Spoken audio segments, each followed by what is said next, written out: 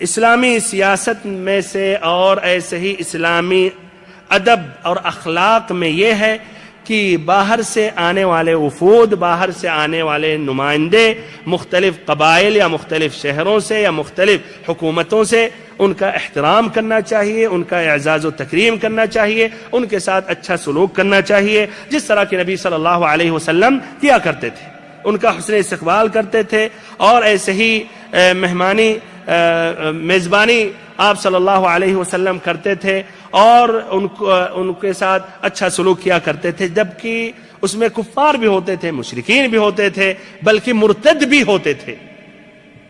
تیسرا فائدہ یہ ہے کہ ایک مشرک کو مسجد میں داخل ہونا، مسجد میں ٹھہرنا، مسجد میں رکنا، مسجد میں علم سیکھنا، یہ کیا ہے؟ جائز ہے حرام؟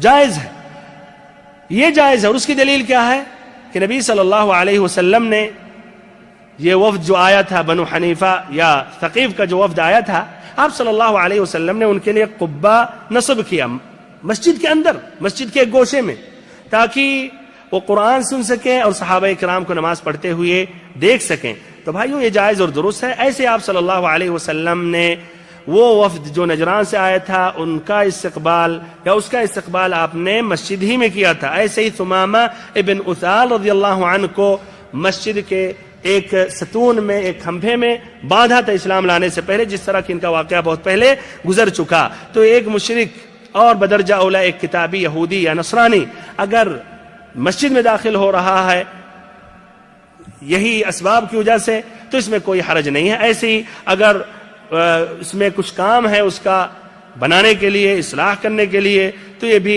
جائز اور درست ہے۔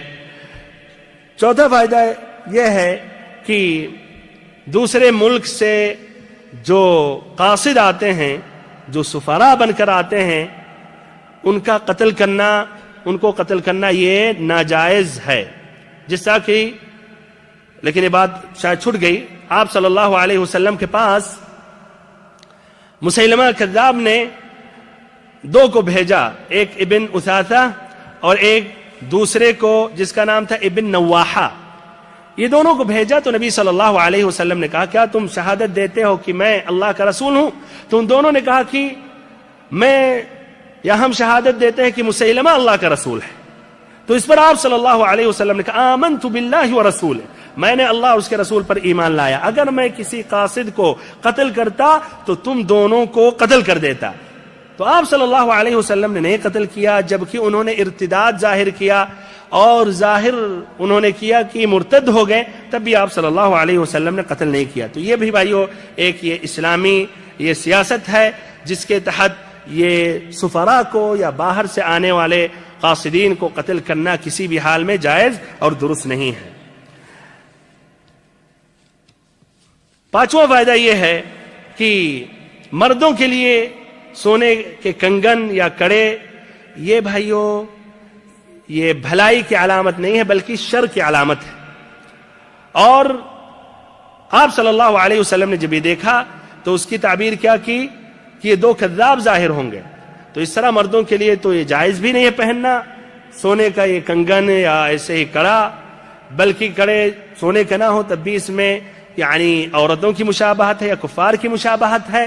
پھر اگر یہ خواب میں دیکھنے کا اس کا سمجھیے رنج اور علم کا معنی مطلب ظاہر ہوتا ہے۔ چھٹا فائدہ یہ ہے کہ نبی محمد صلی اللہ علیہ وسلم اللہ کے آخری نبی اور آخری رسول ہیں، آپ کے بعد نہ کوئی نبی آنے والا ہے نہ آپ کے بعد کوئی رسول آنے والا ہے۔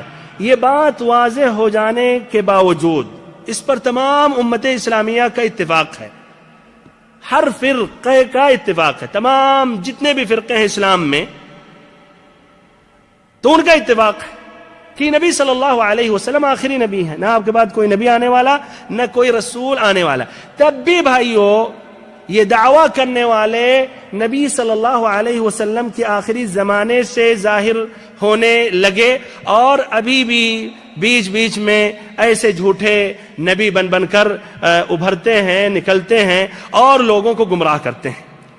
تو شروع میں یہ مسیلمہ کذاب ظاہر ہوا، اسود عنسی ظاہر ہوا، بلکہ ایک عورت سجاح جس کا نام تھا، اس نے بھی نبوت کا دعویٰ کیا، اور پھر ہمارے اس زمانے میں ایک پکا اور واضح جھوٹا مرزا غلام احمد قادیانی نے دعویٰ کیا، اور سبحان اللہ اس کا مسئلہ تو عجیب ہے بھائیو، اس نے صرف نبوت کا دعویٰ نہیں کیا، مہدیت کا دعویٰ کیا، پھر مسیح کا دعویٰ کیا، پھر نبوت کا دعویٰ کیا، یعنی تینوں مناصب پہ اکیلے فائز ہو گیا۔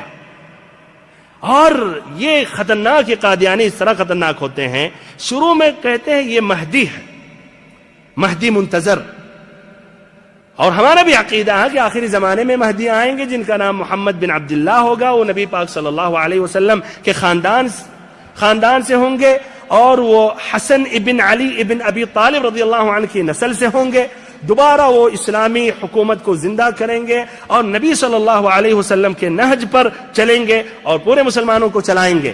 تو یہ دعویٰ کرتے ہیں یہ مرزا غلام قادیانی کذاب یہ مہدی تھا۔ پھر جب مہدی تک بات آ جاتی تو کہتے ہیں مسیح موعود یعنی عیسیٰ علیہ السلام یہی ہیں، بلکہ کہتے ہیں عیسیٰ کا تو انتقال ہو گیا اور یہ مسیح موعود یہی ہیں۔ پھر اس کے بعد کہتے ہیں کہ ان کو اللہ نے نبوت کا درجہ دیا تھا اور ان پر بھی وحی نازل ہوتی تھی، لیکن وہ جبریل امین نہیں تھے، کوئی دوسرا ایک جھوٹا انگریزوں کا کوئی فرشتہ نازل ہوتا تھا۔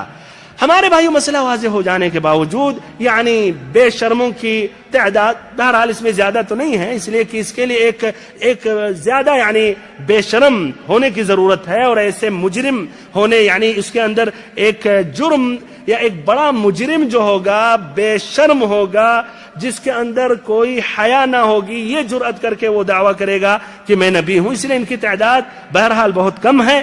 آپ صلی اللہ علیہ وسلم کو معلوم تھا، اللہ تعالیٰ نے آپ کو مطلع کیا تھا کہ اس طرح جھوٹے دعوے دار ابھریں گے، اس لیے آپ صلی اللہ علیہ وسلم نے بھی امت اسلامیہ کو متنبہ کیا، اور اس سے پہلے رب العزت نے بھی قرآن مجید میں ذکر کیا اور یہ فیصلہ سنا دیا کہ یہ نبی صلی اللہ علیہ وسلم آخری نبی ہیں۔ فرمایا رب العزت نے ما كان محمد أبا أحد من رجالكم ولكن رسول الله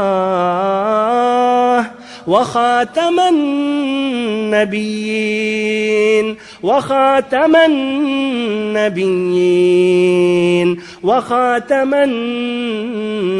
النبيين وكان الله بكل شيء عليما ما كان محمد أبا أحد من رجالكم، تمہارے مردوں میں سے کسی بھی آدمی کے یہ باپ نہیں ہیں۔ کیوں؟ اس لیے کہ آپ صلی اللہ علیہ وسلم کے بچے بچپن ہی میں ان کا انتقال ہو گیا تھا۔ وَلَٰكِن رسول اللہ، لیکن یہ اللہ کے رسول ہیں۔ وَخَاتَمَ النَّبِيِّينَ، اور نبیوں کو ختم کرنے والے، یعنی نبیوں کے دروازے کو بند کرنے والے۔ ختم بھائیو کسی بھی خط میں، لیٹر میں، پیپر میں آخری ہوتا ہے، آخری ختم لگا کے خلاص۔ تو یہ آپ صلی اللہ علیہ وسلم یہ مہر ہے، مہر نبوت ختم کر دیا آپ نے، جس کے بعد کوئی نبی آنے والے نہیں۔ وَكَانَ اللَّهُ بِكُلِّ شَيْءٍ عَلِيمًا، اللہ رب العزت ہر چیز سے باخبر ہے، اللہ رب العزت سب کا علم رکھتا ہے۔ ایسے ہی نبی صلی اللہ علیہ وسلم نے فرمایا، صحیح امام بخاری اور امام مسلم کی روایت ہے، حضرت ابو ہریرہ رضی اللہ عنہ کی حدیث ہے کہ آپ صلی اللہ علیہ وسلم نے فرمایا كانت بنو اسرائیل تسوسهم الانبیاء كلما هلك نبی خلفه نبی وانه لا نبی بعدی وسيكون خلفاء، کہ بنو اسرائیل میں انبیاء کرام وہی ان کی قیادت رہنمائی کیا کرتے تھے، جب بھی ایک نبی کا انتقال ہوتا تھا دوسرا نبی آ جاتا تھا، اور آپ صلی اللہ علیہ وسلم نے کہا ہمارے بعد کوئی نبی آنے والا نہیں ہے بلکہ خلفاء ہوں گے، وسيكون خلفاء۔ تو سبحان اللہ واضح لفظوں میں آپ نے کہا، تو سبحان اللہ آپ نے واضح لفظوں میں کہا کہ ہمارے بعد کوئی نبی نہیں، انہ لا نبی بعدی۔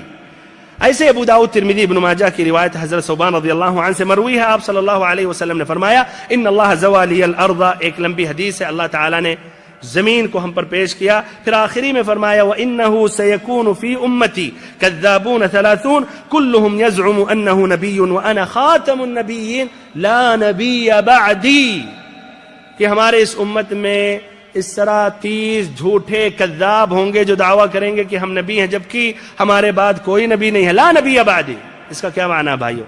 اتنا تو آپ لوگ بھی یہاں کے عربی سمجھ گئے ہوں گے. لا نبی بعدی, ہمارے بعد. لا نہیں نبی یا نبی, بعدی ہمارے بعد کوئی نبی نہیں ہے. میں خاتم النبیین, میں خاتم النبیین ہوں, آخری نبی ہوں. ہم سے نبوت کا دروازہ یا نبوت یا نبیوں کا سلسلہ ختم ہو گیا, بند ہو گیا. ساتواں اور آخری فائدہ بھائیو یہ ہے کہ عرب کے لوگ خصوصاً اور سارے مسلمان عموماً اگر اتحاد اور اتفاق چاہتے ہیں, اگر وہ اتحاد اور اتفاق چاہتے ہیں, وہ کافروں اور مشرکوں کا مقابلہ کرنا چاہتے ہیں, دشمنان اسلام کا ٹکر لینا چاہتے ہیں, تو علاج صرف اور صرف اس میں ہے کہ صحیح اسلام کی طرف واپس ہو جائیں اور صحیح معنوں میں مسلمان ہو جائیں.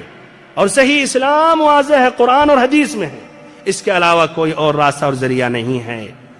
اسلام سے پہلے بھی عربوں نے کوشش کی لیکن ان کی کوشش ناکامیاب رہی. بھائیو غور کریں, نبی صلی اللہ علیہ وسلم کی نبوت سے پہلے کتنے فرقوں میں, کتنے ملکوں میں, شہروں میں بٹے رہتے تھے. معمولی بات پر لڑائی شروع ہو جاتی تھی تو 40 سال تک یہ لڑائی چلتی رہتی تھی, 100 سال تک چلتی رہتی تھی. اور اس میں بھی کچھ حکومتیں آئیں جس کا ذکر پہلے یا دوسرے درس میں نے کیا, جیسے معین, سبا, حمیر, یہ سب حکومتیں آئیں. لیکن یہ تمام حکومتیں بھی کامیاب نہ رہیں تمام عربوں کو متفق اور متحد کرنے میں, کامیاب نہ رہے. لیکن نبی صلی اللہ علیہ وسلم جب آئے تو آپ نے سب کو متحد کر لیا. 8 سال جہاد آپ نے کیا, سب کو متحد اور متفق کر لیا.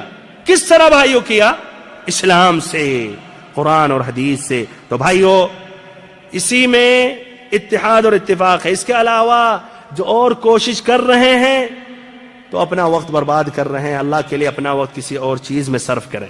اور اگر صحیح معنوں میں وہ سچے ہیں مسلمانوں کے اتحاد اور اتفاق کے لیے, تو پھر صحیح معنوں میں مسلمان بنے اور قرآن و حدیث کی روشنی میں سب کو متحد اور متفق کرنے کی کوشش کریں.